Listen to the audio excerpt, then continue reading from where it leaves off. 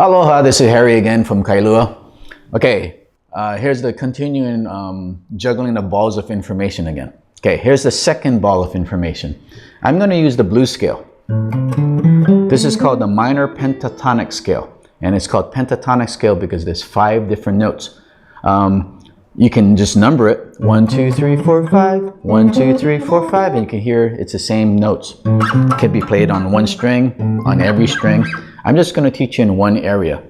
Later on, you'll probably know what the names are. It's not important right now. Right now, I'm playing A, C, D, E, G. A, C, D, E, G. That might help you keyboard players or saxophone players. You might want to do that, this idea with... So anyway, this scale actually comes from some country in West Africa originally.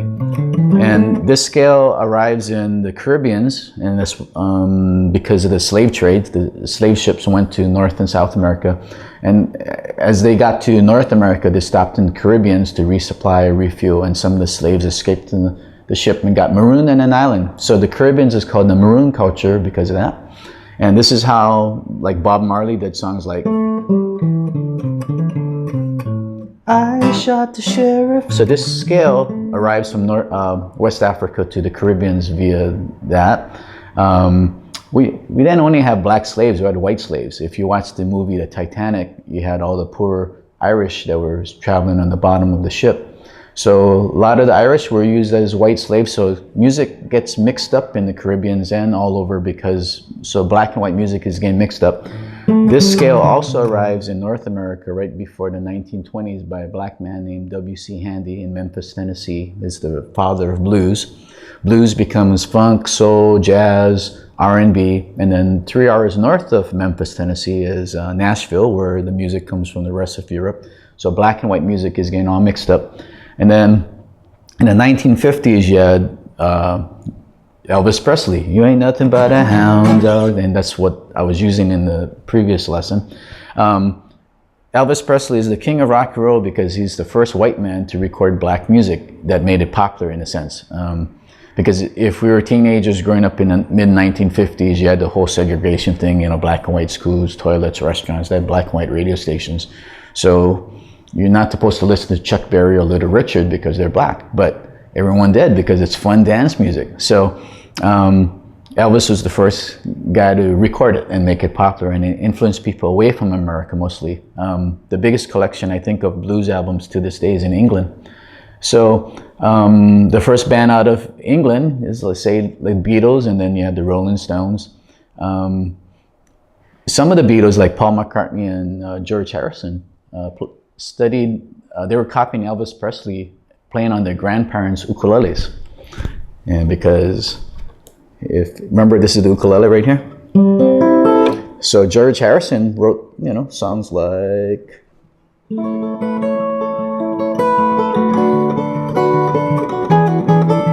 I call George Harrison the Hawaiian Beatle because he lived in Maui for a while and he carried a ukulele with him everywhere he went. So he probably wrote that song probably on ukulele. Anyway, and then the Rolling Stones named themselves after a Muddy Waters song. I'm a man, I'm a Rolling Stone. And so when the Stones first came to America, all the American DJs would ask them, how did you get your name? And they would say, well, our hero is Muddy Waters and Chuck Berry. And they say, well, who's in Muddy Waters? And so Mick Jagger and Keith Richards, I heard, got very upset that the DJ didn't know their hero. So I think they went on a vendetta. Television was still a new invention at that time. So whenever the Stones got invited to play somewhere on television, they wouldn't do it unless they had Howlin' Wolf and Muddy Waters play with them. So they kind of educated the world who these bluesmen were. Okay, so that's why this scale is kind of cool because it's the birth of rock and roll and everything. So I'm going to use this scale as our second ball of information. First, you just have to memorize this pattern. I'm just going to do in a key of A. You don't have to understand that this is 5th fret, this is an A.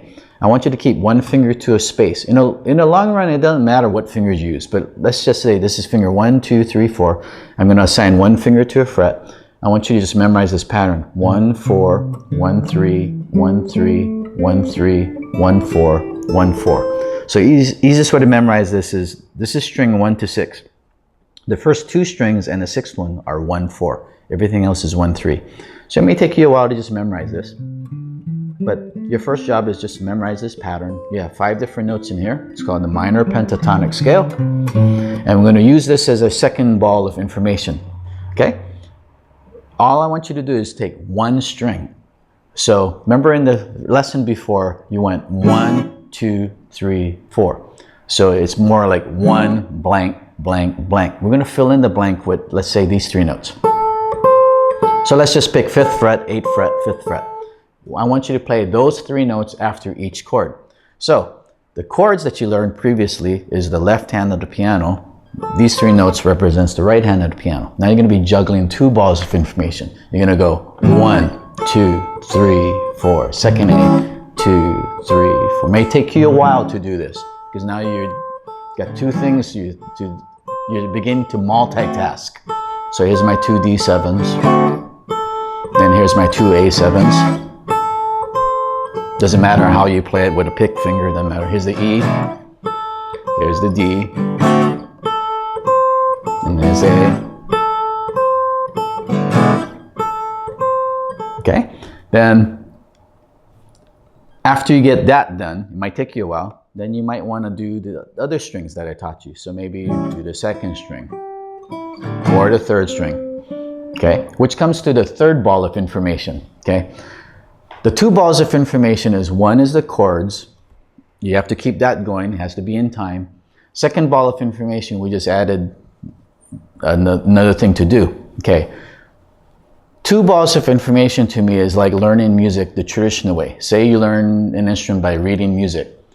You follow orders. That's what we're doing with 2 balls of information. But musicians don't just follow orders. We have a choice. So the special 3rd ball is you have a choice. It's like your mom saying, do you want milk or juice? Your brain has to make a choice, okay? But in music, you have to make the choice a split second before you're about to do it.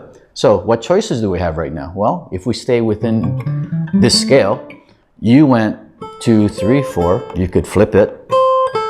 You could do that on every string. You could go 2, 3, 4, 2, 3, 4. You could go 2, 3, 4, 2, 3, 4, 2, 3, 4, 2. You can go 1 blank, blank, blank. Just play 1 note. Play as many notes as you like. So what's happening is you have to be creative in a sense that you have to be a decision maker. 2, 3, 4, 8. So the only rule is the chord has to stay in beat. In between, you can mix it up any way you like. So this is what I'm trying to convey to you, is that this is an art form. It has nothing to do with reading music. I will teach you how to read music later if you want. But the reason I'm setting this up is because in the future, I want to teach you Hawaiian slack key music. Hawaiian slack key music is taught usually kind of like by rote, by tablature, just like you read classical guitar music. But see, when Beethoven and Mozart and Bach, they were the rock stars of their day. They were composing, they were making stuff up. They wrote it down because that was the only way they could record their CD back then. But you can imagine this, after they wrote it down, probably by the next day or the week, it probably changed. It's their song. So it's kind of like when you listen to a recording of some sort of your favorite band or artist on a CD, and you listen over and over because you like it, but then you see them play live on TV or on video or in person, and you're going to notice the songs are a little different. It's because music fluctuates. It doesn't stay stable. And that's how Hawaiian slack key music is also. It's improvisation within a framework. So this ball of information thing is a way that I want to convey to you to get ready for when I tune the guitar different and I teach you a Hawaiian style of playing. It'll be the same kind of thing in most styles of music. There's a lot of improvisation going on.